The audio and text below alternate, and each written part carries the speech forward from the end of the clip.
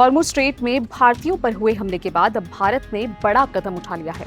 नई दिल्ली में ईरान के वरिष्ठ राजनयिक को तलब किया गया है।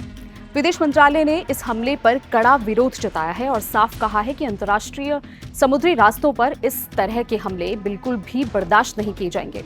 चलिए बात करते हैं, भारत ने आखिर इतनी सख्त प्रतिक्रिया क्यों दी और वो कौन सा हमला था जिसमें एक भारतीय की जान चली गई। सबसे पहले आपको इस मामले का ताजा अपडेट देते हैं। भारतीय विदेश मंत्रालय ने मंगलवार सुबह नई दिल्ली में ईरान के deputy chief of mission Mohammad Javad Hosseini को तलब किया। भारत ने हॉर्मुज़ स्ट्रेट में हुए हमले पर कड़ा विरोध जताते हुए जवाब मांगा है। विदेश मंत्रालय ने साफ कहा है कि नाविकों को निशाना बनाकर किए गए हमले और अंतर्राष्ट्रीय समुद्री रास्तों पर हिंसा पूरी तरह से अस्वीकार्य है। इस पूरे मामले पर विदेश मंत्रालय के प्रवक्ता ने क्या कहा, सुनिए। ईरानी दूतावास के जो डिप्टी चीफ हैं उनको हम लोगों ने विदेश मंत्रालय में तलब किया।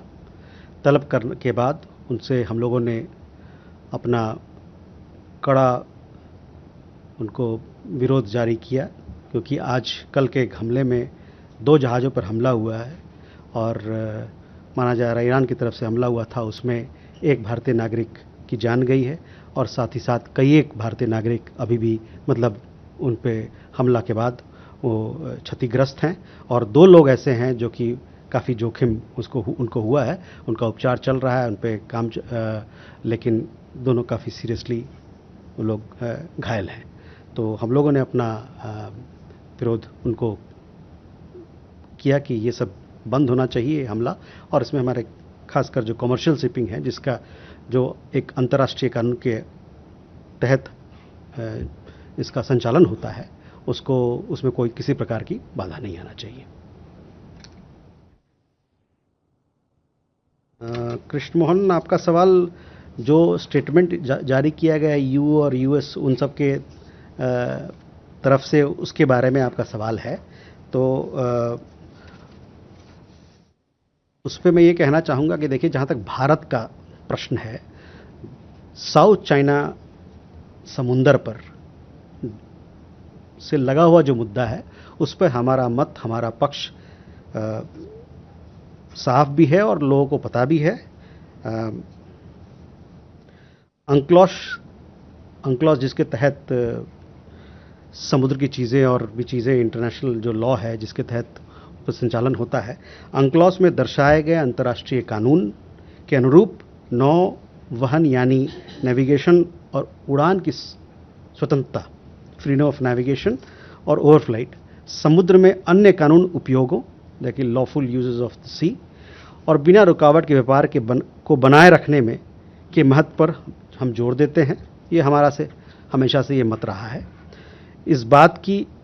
हम इस बात की एक बार और पुष्टि करते हैं कि समुद्री विवादों को शांतिपूर्ण ढंग से और अंक्लॉस के अनुसार सुलझाया जाना चाहिए।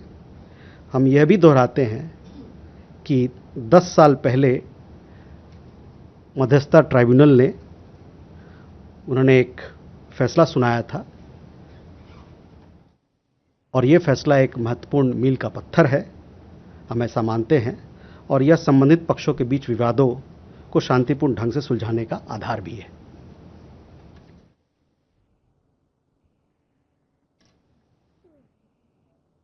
Sorry. So in our position, he was referring to the joint statement that was issued by US and several other countries on completion of 10 years of the arbitral award that was given on South China Sea. So our position on South China Sea issue is well known.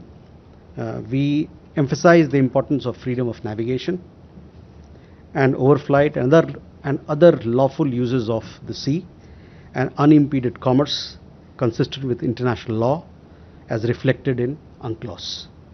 We reaffirm that maritime disputes must be resolved peacefully and in accordance with UNCLOS, and reiterate that the award rendered 10 years ago by the arbitral tribunal is a significant milestone and the basis for peacefully resolving disputes between the parties.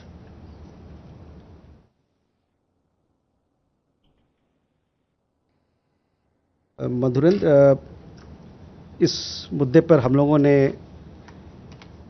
पिछले pressure में भी हम लोगों ने बयान जारी किया था देखिए, पाकिस्तान अधिकृत जम्मू कश्मीर में चल रहे विरोध प्रदर्शन पाकिस्तान द्वारा अपने अवैध और जबरन कब्जे वाले क्षेत्रों में दशकों से चल रहे शोषण, मौलिक अधिकारों का हनन और प्रशासनिक उत्पीड़न, एडमिनिस्ट्रेटिव ऑपरेशन का सीधा परिणाम है और प्रमाण भी है। स्थानीय आबादी की जायज़ शिकायतों को समाधान करने के बजाय वहाँ का प्रशासन, वहाँ का सरकार ने अत्यधिक पुलिस क्रूरता का सहारा लिया है। इसमें असहाय लोग, जिसमें महिलाएं भी हैं और बच्चे भी हैं, उनके खिलाफ कार्रवाई की गई है। भोजन और दवाओं जैसी आवश्यक चीज़ों को रोका गया है। इंटरनेट ब्लैकआउट को लागू किया गया है और निहत्थे नागरिकों पर के खिलाफ घातक बल का प्रयोग करना भी शामिल है, जिसके परिणाम स्वरूप कई दुखद मौतें हुई हैं, जिसके बारे में आप जानते हैं। हम यह उम्मीद करते हैं कि अंतर्राष्ट्रीय समुदाय इन घोर दुर्व्यवहारों के लिए पाकिस्तान को जिम्मेदार ठहराएगी। अब समझिए आखिर पूरा मामला क्या है। दरअसल सोमवार देर रात हॉर्मुज़ स्ट्रेट से गुजर रहे यूएई के 2 ऑयल टैंकर एमटी अल बहिया और एमटी मोम्बासा पर क्रूज मिसाइलों से हमला हुआ। विदेश मंत्रालय के मुताबिक दोनों जहाजों पर कुल 46 क्रू मेंबर्स थे, जिनमें 30 भारतीय शामिल थे। एमटी अल बहिया पर सवार 12 भारतीयों में से एक की मौत हो गई, जबकि एक अन्य घायल हो गया। वहीं एमटी मोम्बासा पर मौजूद 18 भारतीयों में से 9 भारतीय घायल हुए हैं। इनमें 2 की हालत गंभीर बताई जा रही है। इस घटना के बाद भारत ने पूरे इलाके में सतर्कता बढ़ा दी है। हॉर्मुज़ स्ट्रेट में बढ़ते तनाव को देखते हुए 24 घंटे कंट्रोल रूम एक्टिव कर दिया गया है। भारतीय नौसेना के साथ मिलकर हालात पर लगातार नजर रखी जा रही है। फिलहाल फारस की खाड़ी में भारत के झंडे वाले 7 जहाज मौजूद हैं, जिन पर 148 भारतीय नाविक सवार हैं। इनमें कंटेनर शिप, कच्चा तेल ले जाने वाला टैंकर और केमिकल टैंकर, बल्क कैरियर और ड्रेजर शामिल हैं। दूसरी तरफ इस हमले के कुछ ही घंटों बाद अमेरिका ने भी जवाबी कार्रवाई की। अमेरिकी सेंट्रल कमांड के मुताबिक करीब 5 घंटे तक ईरान के कई सैन्य ठिकानों पर बमबारी की गई। बुशहर, चाबहार, जास्क, कोनार्क, अबू मूसा और बंदर अब्बास समेत कई ठिकानों को निशाना बनाया गया। यानी हॉर्मुज़ स्ट्रेट का तनाव अब सिर्फ अमेरिका और ईरान तक ही सीमित नहीं है। इसका असर भारत, भारतीय नाविकों और पूरी दुनिया की तेल सप्लाई पर पड़ सकता है। ऐसे में अब सबसे बड़ा सवाल यही है कि क्या ये टकराव अब थमेगा नहीं या फिर आने वाले दिनों में और बड़ा रूप ले लेगा। खबरों की रणभूमि में यहाँ शोर नहीं, सोच लड़ती है। जहां शब्द नहीं, फैक्ट्स वार करते हैं और हर सवाल खोलता है सच की नई परत।